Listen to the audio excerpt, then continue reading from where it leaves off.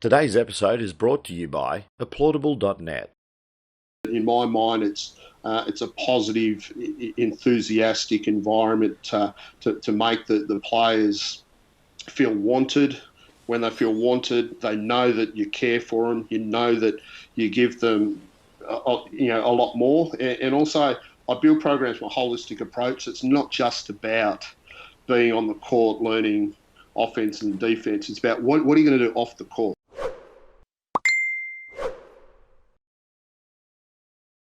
You come into a program and you inherit a little bit of a previous coach's culture. How hard is it and how long does it take to develop your own culture in that setting? And who has the say in culture? Because obviously with some, we were talking about management before, like is it their culture as well? Because sometimes the coach comes in but the management's the same. So how does culture work for you to come in and try and build something? Yeah, well, again, it's a real big thing about what is actual culture. Yeah. And that's part of the process of me writing this book. It's called When Winning Matters, and I'm co-authoring with Dr. Stephen Bird. So we've worked together the best part of 10 years. So he's a sports science background, and I'm the coaching background. So we're combining, what we've learned over the last 25 plus years of coaching, and culture is one of the big things. And I think you've got to break it down. Well, what is culture? You've got either a good culture or a bad culture, and obviously the most successful teams are those that have a positive, healthy environment to work in. So, to me, culture is about the environment that you're in. So, my philosophy in running a program or starting any program is it's not about me as the coach. It's not about the management. It's about the athlete. So everything we want to do is based around the athlete, that we want to make them better. So from a coaching perspective, my job is to teach them the skills, the strategy, the tactics, all of those things. But then I've got a strength and conditioning coach that they take care of the physical development. And then I've got another support network that's teaching them the mental skills, the emotional skills, things like that. The management's role is to provide the resources to be able to build a program that makes the athlete better. Yeah. So that's the approach that I go with. So it's irrelevant. Like if they've come from a what I call a toxic environment before, where it's about the ownership group or the management. Firstly, I wouldn't work there. Yeah. So that's the thing. I wouldn't put myself in that situation. So I was very lucky to be able to work with a great organisation like Southland that had. One of the first things they said, "Oh no, this isn't about winning. This is not about. Of course, we want to win, Yeah. but it's about we want to provide the best facilities, the best coaching, the best situation for these athletes to succeed." So, but if they're put in a situation, where I've been with teams in the past, that you've got ownership management groups that are bypassing you straight to the athlete, making threats if you don't score 20 a game, or you don't do this, or you don't do that. All of those things, that's what creates the bad culture. So to me, I write what I call a business plan for the basketball program. That's my expertise. And I will run the basketball program based on the athlete. But what I do is, when we're talking about what we want to achieve as a team, it's actually the athletes that are going to have some input into it. There's two sides. So if it's a seasonal program, so right now, for example, if I'm coaching like in a season, NBL, whatever it might be, over a few months, you've got more time to do that. You come and go, okay, what are the non-negotiable behaviours that we want to implement as a group? What are we going to stand for? What's our vision? And you can build that with the players and get the players to actually say, hey, we want to, these are the behaviours that we have to do. Oh, you must give them a water bottle. You must do this. You must run hard every time. Sub yourself out. All little things like, I'm going to shoot extra free throws. I'm going to be at training 30 minutes beforehand. All of those things, the athletes have to have buy-in. Mm-hmm. If it's tournament play, like for example, with a national program, it's more about you're representing your country. You're representing millions of people. So there is an expectation that when you're on the floor, you give nothing but 100%. You've got to give above and beyond. So there's slightly different models that you can have with building the culture. But in my mind, it's a positive, enthusiastic environment to make the players feel wanted. When they feel wanted, they know that you care for them. You know that you give them, a lot more. And also, I build programs with a holistic approach. It's not just about being on the court learning offense and defense. It's about what are you going to do off the court? Mm-hmm. What are you going to do in your career? What are you doing with your family? I'm really big about happy wife, happy life type of situation. You've got to look after the people. So, they've got to have education. They've got to have again, a holistic approach to what we do. And that's my job as the coach, is to put them in that environment. There's obvious questions here around, will we get to see you coach again in the NBL? I think that's the goal. So that's not necessarily your call. We're just talking about business. It is your call in applying and asking and putting your hand up, but ultimately, from a business perspective, it's the boards and the management and that will ultimately make those decisions. Yeah.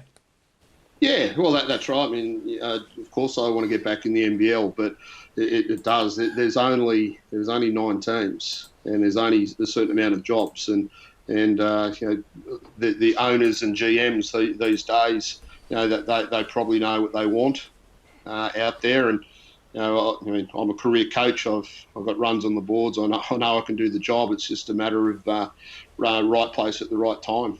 So I've got a question here from Peter Campbell. It says, my eyesight's not good neither, so my memory and my eyesight is shocking. So here we go. So how good would it be when the Bud Light virus is over?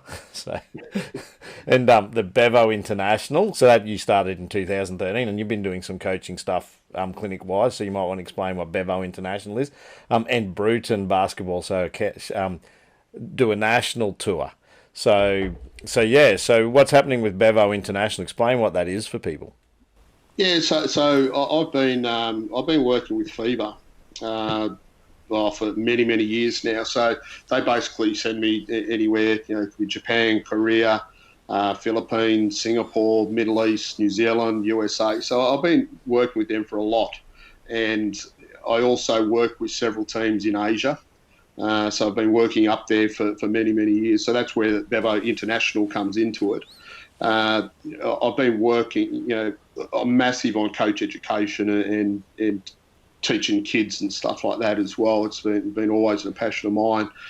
So I've been running a whole lot of coach education stuff all over, basically all over Australia. But you can only do so much, so... that's the thing. I've picked, in particularly the last 9 months in Western New South Wales, everywhere from Dubbo through Orange, West Wyalong, Cootamundra, Lithgow, Orange, lots of different places doing play clinics for under 12s, 14s, 16s, 18s, coach education all over Australia as well. So it's something that I'll always continue to do. So that's what I do during the off season. From NBL or whatever I might be doing. So that's always going to be there. I've been doing it for many years now. And, who knows, I've good mates with Cal, so maybe we'll get together and run some camps depending on what happens. Yeah, so speaking of coaching education, we'll come back to my 30 years of knowing you. I don't know if you remember, but you took me for my level 1.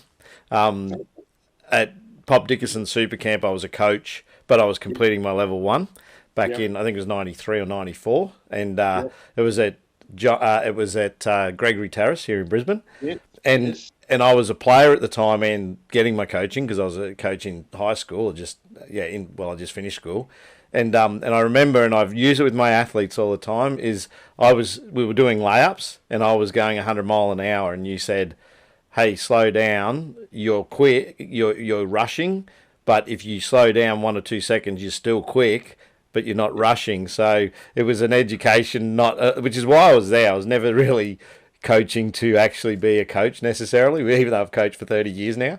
It was always to become better as a player, so teaching helped me reinforce the skills for myself. But you've had a big role to play in a lot of junior development here in Australia too, because like we just mentioned, New South Wales Institute of Sport, and I said you sent guys over to college, so a lot of people see you at the NBL level, but they don't realise that prior to those experiences, you were involved in a lot of junior development and coaching education, and still are, obviously, with Bevo International. What other things have FIBA got you doing? What else have you been doing for them?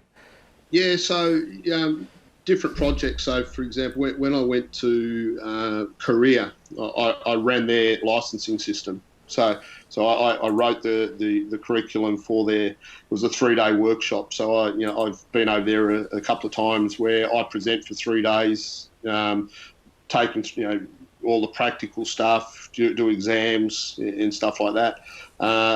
Another time, like recently, I've been working up in Indonesia with FIBA, helping the Indonesian Federation help prepare for the 2023 World Cup. So they're a co-host with Japan, the Philippines and Indonesia. So I've been going back and forth up to Jakarta in Singapore working. So it's actually not coaching as such, it's program structures and organisational and like setting up our development programs in Indonesia. So if you think about, they've got 220 million people. So we're trying to implement our types of programs within all of Indonesia. So that's a massive job as well. And then they send me off to actually do coaching clinics, at World Championships or be presenter, things like that. So it's all varied, which has been really, really good for my own professional development. We're with Rob Beveridge. I'm looking to see if we have any questions. If not, we'll make some up. But let's see what we've got here. Okay, so do you think Damo will retire? I think that's probably going to happen, but when's probably the question. I'm assuming that's Damian Martin. Yeah, all athletes do retire. Yeah. Damian Martin will retire. That guy's a warrior. He's put himself, he's had knee reconstructions. He's had, Achilles operations, just had another one recently. Broken nose, broken, everything, every bone in his body's probably been broken. And, he wakes up every day pretty sore these days. And he's now, he's 35 years of age, 36 this year. So I think that, it won't be too far off. So Sam Gruggan's just joined. He's watching. So another NBL assistant from wherever he was involved. Actually, where was he? Cairns or somewhere? Where was Sam? Or Townsville? Sammy was actually one of my apprentice coaches when I was with West Sydney Razorbacks all those years ago. And he's actually a very, very good up and coming coach. He's a bit of a pain in the ass at times, but he's got a big future. So he's heading up development or something in New South Wales at the moment, is he? I think he's in a role with Basketball New South Wales. Overseeing their elite juniors. Yeah, so shout out to him. So he's joined now. There was another question from Danny Breen, who he was asking about, the highlights of your career, but he also wanted to know about the funniest moments in your career. Are there any stories you can share that you would think worth sharing? Can't go there. He's just one of those guys that he's hopeless. He's one of the most hopeless human beings you'd ever see. That he loses everything, whether it's car keys or shoes or whatever it might be. And what had happened was over a period of time, it might have been a couple of weeks, he kept leaving his singlet behind. So I kept them all. Washed and kept them all. So he got to a point where he's actually borrowing other people's uniforms. So he wasn't wearing a Damian Martin one. But what we did was we put 5 Damian Martin singlets on the players. And we're actually doing the warm-up. We're going up and down the court. We're stretching. They get in a circle around Damo, and they're all stretching. They've all got Martin, number 5 at that stage, or 55, 53, whatever it is. So they had all of these. He had absolutely no idea until the players, I think they gave him a whack to the head and whatever else. And, he accused us all of stealing his gear, but no, Brian Gorgon, he's another guy that loses everything. And, one time he he always loses computers, or it doesn't matter, you know. So it was really dangerous that if he carried something of value. So what he did was he actually got his shoe and he tied his shoe to the laptop. So because he thought, okay, when I walk off the plane, you know, Yeah. I've got to have my shoes on. He actually walked off the plane with one shoe on and left his shoe and his laptop in the compartment in the plane. They're good stories, mate. I don't know that they all want you to tell those, but they are funny. So we've got a New Zealander, Kiwi Hoops, so on YouTube, asking, how do you encourage players holding each other accountable? And they're looking forward to the book. So I'm not sure who that is, but yeah, so those that didn't hear, you can talk to the book, but also answer that question. How do you have players hold each other to account? Guidelines. You got to know where the goalposts are. You know, that's one of the big things is, you know, whether it's what we call, you know, your values, what you actually believe in, you know, and what they actually mean. So once you know what they are, you know, so, you know, for example, you know, we want to, you know, what you know, we want a brotherhood is just a value. So part of that is when you come off the court that, you know, you high five or you give a water bottle or you give a towel. If somebody's on the ground, you run over and you pick them up. Or it could be a situation of we know that as soon as it's a dead ball, we got to get together as a huddle. Mm-hmm. You know, so we can communicate with each other and stuff like that. So everybody in the teams knows what their rules are. So then we can hold them accountable. You know, so like we as coaches, we can say, hey, these are our team rules that, you know, you didn't pick the guy up. You know, that's not part of the thing. So that's one sort of thing we like to do. Second thing is before every game, you know, I call them conscious commitments. So before a game, so during the week, you know, we've got all our training sessions and stuff like that, but I like to meet with the players like individually as a group, and we write up on the whiteboard what is your conscious commitment for the game, and what that could be. It all varies. So they have to own that action. So I'm going to run the floor. So little Johnny says, I'm going to run the floor, and then we can assess that. And if Johnny's not running the floor, as a group, you can say, hey, you said you were going to do this, but you didn't do it. Mm-hmm. You know, so really by documenting, you can call people out on it. Yeah. You know, I find that's a real good way of you know, I'm going to shoot 100 free throws at the end of the training session, and if you only shoot 50, well, no, you can call them out and go, that's not good enough. Yeah. So I've seen Lemanis's trainings, and he has similar approaches. I've seen him do buddy system with that accountability on conscious decisions and things like that, where two individuals, one says this is what I'm going to do this training session, the other one says this is what I'm going to do, and then they hold each other to account, the two individuals. And also I've seen at their sessions where, you know, the guys that are on the sideline that might have load management and they're doing lighter loads, they've got to give water bottles to and get water bottles while guys are training and things, and it's just an automatic for them. It's like when there's a stoppage or whatever, they'll walk up with a water bottle while Lemanis or CJ or someone's actually coaching, so that those guys don't then have to have water breaks, I suppose. And if they don't do it, they're more or less, again, accountability. It's like give them a bottle. So, yeah, have the bottles ready. So I've seen all the development players and that ready running with bottles and things like that. So, yeah. You know. Yeah, I think if there's an action and you have somebody holding them responsible for it, that's one of the best ways. And again, it's one of those things as part of your selection criteria, selection process. They know that. Mm-hmm. So come the end of the season, if I'm constantly on somebody about, well, you said you were going to do this and you didn't do that, they're not going to be in the team. Yeah. You know, and again, I liken it to in the real world, if you don't do your job properly, you lose your job. Mm-hmm. And that's the whole thing. You know, there's a consequence to your behaviours. We've got one from Sam Gruggan. So he's actually asked, who would be 3 coaches you'd want to have dinner with, and what would be 3 questions you'd ask them? Probably one of my besties, Sean Dennis.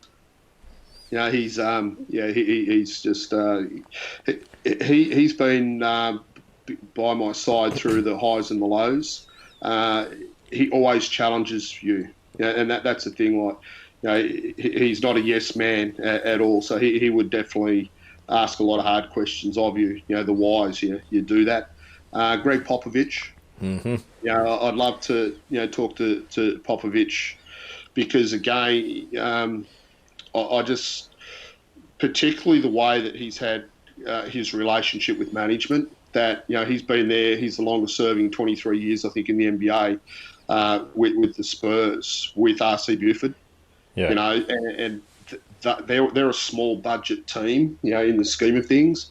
But the way that he builds programs, that I'd be keen to ask him questions about his relationship that he has with management, because that seems like an amazing relationship. And then Phil Jackson, he's way out there. Like after just listening to him, with The Last Dance, with the series and stuff like that, just his looking at the way, it's a completely different outlook with how he does things as well. And again, the relationships that he builds, and so I think those three people, I'd love to be able to talk for hours, just sit down and talk basketball, but probably life. Mm-hmm.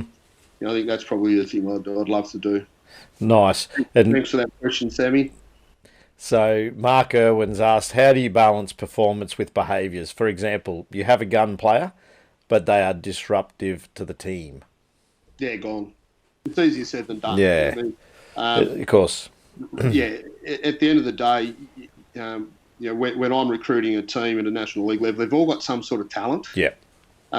There's no question about it. But if their talent is so disruptive for the other people, it becomes poisonous, mm-hmm. and it drags everything down. So two ways. One, as I said, get rid of them. That's the easiest thing, and maybe the hardest thing, because they might be getting paid $300,000, and your management's not going to get rid of that type of player. So peer group pressure.